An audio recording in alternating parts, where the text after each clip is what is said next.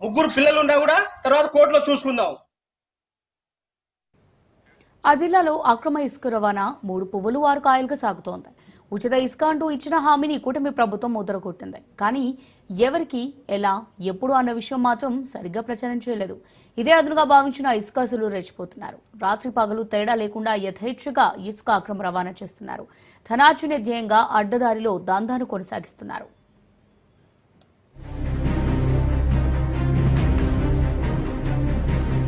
సామాన్య మధ్యతరగతి ప్రజలు ఇల్లు నిర్మించుకోవాలంటే ఇసుక కోసం వారు పడే బాధలు అంతా ఇంతా కాదు. కూటమి ప్రభుత్వ హయాంలో ఉచిత ఇసుక విధానం అమలులోకి రావడంతో ఇల్లు నిర్మించుకునే సామాన్యుల ఆనందానికి హద్దుల్లేవు. అయితే అసలు కథ ఇక్కడే మొదలైంది. కొంతమంది మాఫియాగా ఏర్పడి ధనార్జన ధ్యేయంగా ఇసుకను అధిక ధరలకు అమ్ముకుంటున్నారు. దీంతో గత ప్రభుత్వ హయాంలో మాదిరిగానే అంబేద్కర్ కోనసీమ జిల్లాలో ఇసుక మాఫియా కొరలు చాచింది.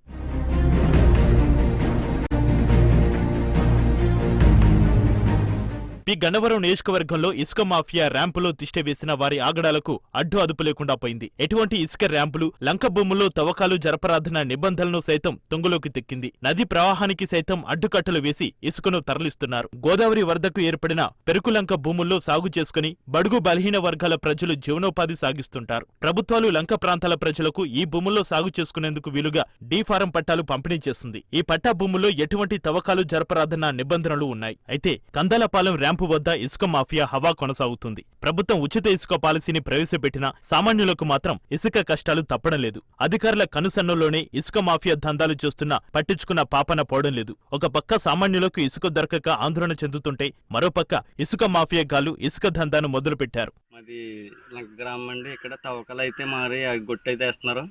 మాకైతే శివలంక అయితే మాత్రం అక్కడ గొట్టు వేసి మొలకి తీస్తే మాత్రం మాకు ప్రమాదకరంగా ఉంటుంది. మొత్తం ఇవన్నీ ఇల్లులన్నీ కుట్టిపోతాయండి. 300 గ్రామాలు 300 మాలుగా ఇల్లు ఉన్నాయి. ఏంటంటే అవతల లంక గ్రామం అది ఈ మట్టి తీయకుండా చేసి గత ప్రభుత్వంలో తీశారండి. అయితే ఈ ప్రభుత్వంలో కూడా ఏదో ఆఫ్ చేస్తారని చెప్పేసి మేము అనుకుంటున్నాం. ఆఫ్ చేసి మాకు ఒక న్యాయం చేయండి. మరోవైపు ఇసుక కొనుగోలు చేసుకునేందుకు ర్యాంపుల వద్ద వినియోగదారులకు మాత్రం చుక్కలు చూపిస్తున్నారు. ఒక ట్రక్ ఇసుక తీసుకెళ్లేందుకు అధిక ధర వెచ్చించి తీసుకెళ్లే పరిస్థితి నెలకొంది. ఇసుక మాఫియా ధరలు, రాజకీయ నాయకుల పేర్లు చెప్పుకుంటూ యథేచ్ఛగా అక్రమ ఇసుక మట్టి వ్యాపారం చేస్తున్నారన్న విమర్శలు వినిపిస్తున్నాయి. నియోజకవర్గంలో పలు సొసైటీల పేరుతో నడుస్తున్న ర్యాంపులను అధికారులు మూసివేయించినా ఇసుక మాఫియా మాత్రం హైవే అనుమతుల పేరుతో కొత్త పొంతలు తొక్కుతుంది. గత ప్రభుత్వం ఎన్నోసార్లు మట్టి తవ్వకాలు జరిపి ఇక్కడ మాకు చాలా ఆటంకాలు కలిగించారు. గత ప్రభుత్వంలో మాత్రం చాలా విచ్చలవిడిగా తవ్వేశారు. కనీసం ఈ ప్రభుత్వంలోనైనా మాకు ఈ మట్టి తవ్వకాలు ఆపి ఈ ముంపు ప్రవాహం నుంచి కాపాడతారని ప్రభుత్వానికి విన్నపించున్నాం. అలాగే లంక మీద ఆధారపడి బతికే వాళ్ళు మేము. అలాంటిది లంకలన్నీ తవ్వేశారు. వ్యవసాయం చేసుకోవడానికి కూడా లేకుండా చేశారు. ఇది ప్రతి సంవత్సరం ఇలా తవ్వుకుంటూ పోతుంటే అవతల కొబ్బరి తోటలు కూడా చాలా మటుకు నదీ గర్భంలో కలిసిపోయాయి. దీని మీద చర్యలు తీసుకుని మా భూముల్ని తవ్వకుండా, అలాగే కొట్టుకుపోయే భూములకి ఏదన్నా కొట్టుకుపోకుండా పరిష్కారం చూపించారని.